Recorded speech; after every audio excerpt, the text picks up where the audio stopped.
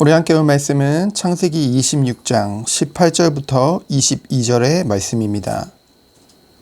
18절부터 22절 말씀을 우리 합독하도록 하겠습니다. 그 아버지 아브라함 때에 팠던 우물들을 다시 팠으니 이는 아브라함이 죽은 후에 블레셋 사람이 그 우물들을 메었습니다. 이삭이 그 우물들의 이름을 그의 아버지가 부르던 이름으로 불렀더라. 이삭의 종들이 골짜기를 파서 샘 근원을 얻었더니 그랄 목자들이 이삭의 목자와 다투어 이르되 이 물은 우리의 것이라 하매 이삭이 그 다툼으로 말미암아 그 우물 이름을 에색이라 하였으며 또 다른 우물을 팠더니 그들이 또 다툼으로 그 이름을 신나라 하였으며 이삭이 거기서 옮겨 다른 우물을 팠더니 그들이 다투지 아니하였으므로 그 이름을 르호봇이라 하여 이르되 이제는 여호와께서 우리를 위하여 넓게 하셨으니 이 땅에서 우리가 번성하리로다 하였더라. 아멘.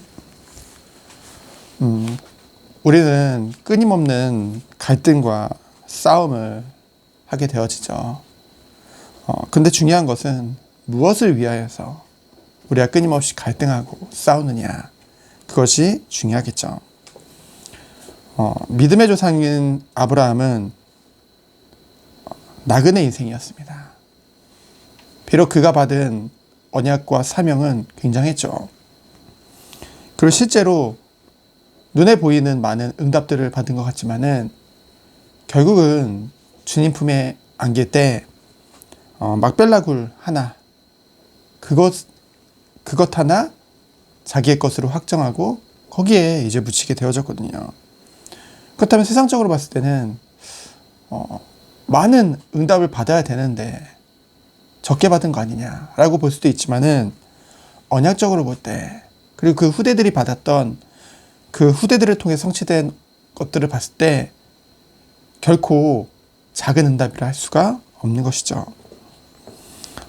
당장 아브라함을 이어서 이제 언약적 족장으로 인도받은 이삭을 보면은요, 많은 응답들을 받게 되어졌습니다. 우리가 어제 봤지만은 심이 많은 종들과 그리고 많은 소와 양들이 때를 이루고 심이 번성하고 거부가 되어졌다고 했죠. 그로 인해서 많은 시기와 세상적인 다툼도 생기게 되어졌습니다. 근데 중요한 것은 이삭은 그러한 다툼과 세상적인 그런 시기를 받을 때 그들과 결코 싸우지 않았다는 거죠.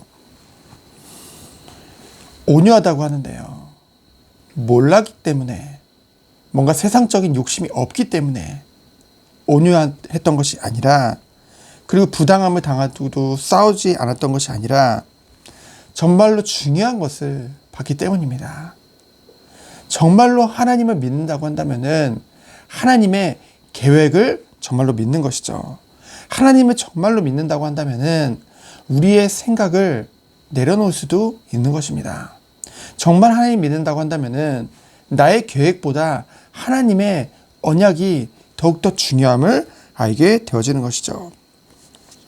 오늘 아버지 아브라함 때에 팠던 우물들을 그들이 메어버렸습니다. 얼마나 억울합니까?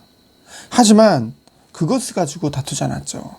다시 팠더니 샘 근원 얻었습니다.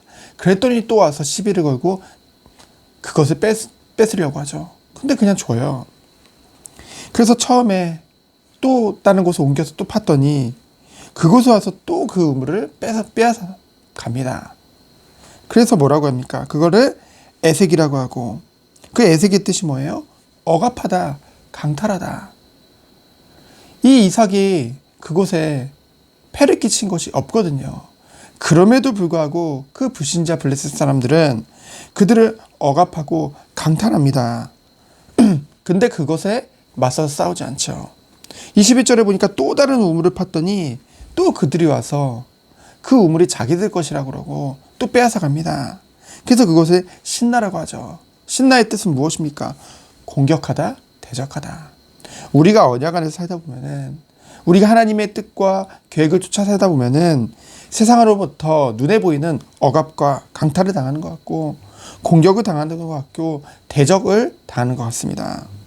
근데 중요한 것은 이삭은 그것에 마음을 두고 그것을 속아리를 않고 그것에 반응하고 그러지 않았다는 것이죠.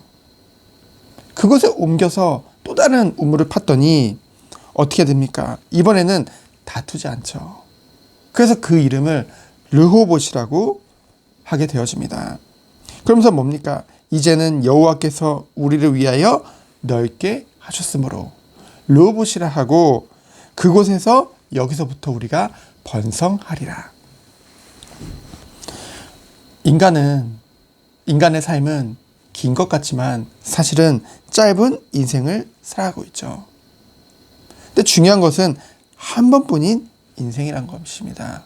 더 중요한 것은 나그네 인생이라는 거죠. 우리가 자꾸만 힘들고 힘 빠지고 갈등하고 어려움 가운데 그 어려움처럼 보이는 곳에 거하는 이유는 무엇입니까? 그럼에도 불구하고 그 모든 것들을 놓지 못하는 이유는 무엇입니까? 결국은 내 생각 속에 그거 아니면 안 된다는 그것이 강한 거예요. 내 생각, 내 계획, 보통 애색, 이 신나가 그것이 응답의 끝이라고 생각합니다.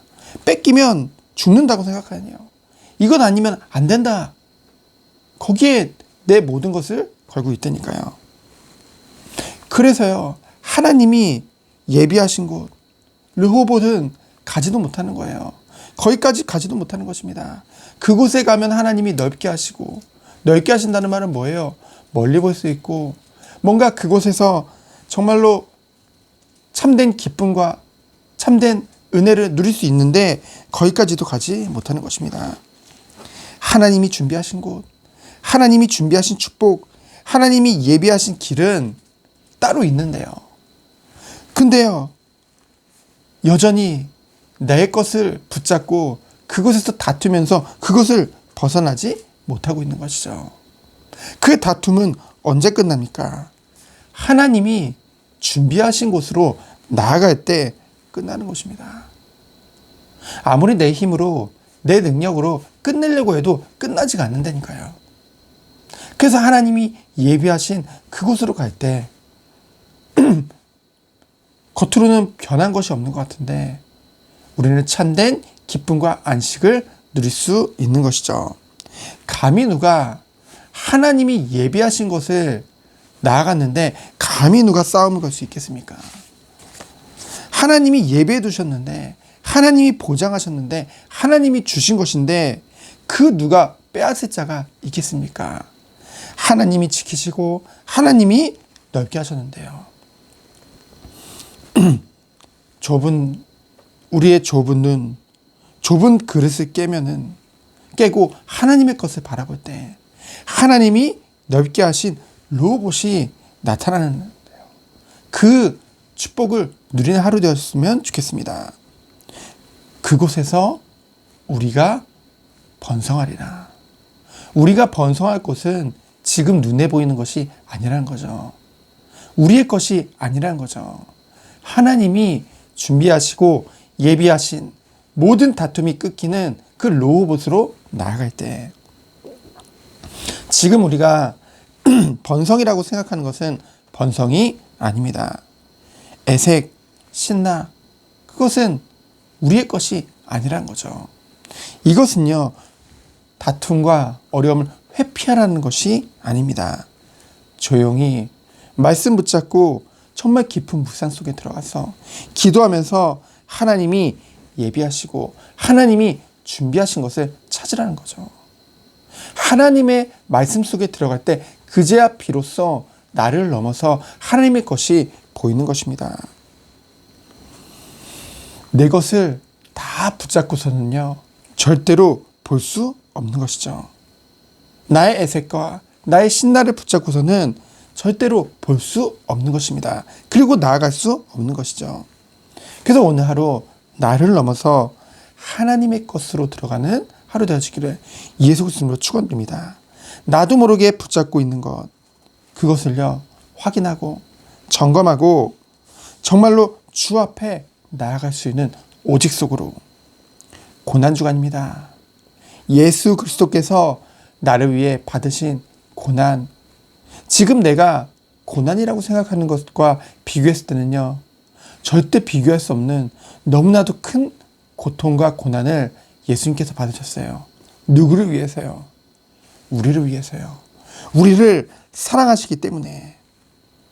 그렇기 때문에 오늘의 삶 가운데서 정말로 나를 사랑하시는, 그러기 위해서 모든 고난과 고통을 당하신 그 사랑과 그 은혜를 감사하며 정말로 기쁨으로 나아가는 오늘 하루 되어지기를 예수 그리스도 이름으로 축원드립니다. 시간 기도합니다. 하나님 감사합니다. 나도 모르게 응답이라고 여기며 나도 모르게 모든 것이라고 생각하는 에색, 나의 신나를 다 내려놓고 정말 하나님이 예비하신, 나를 위해 준비하신 로봇으로 나아가는 오늘 하루 되도록 주께서 축복하여 주옵소서. 살아계신 예수 그리스도 이름으로 기도합니다. 아멘.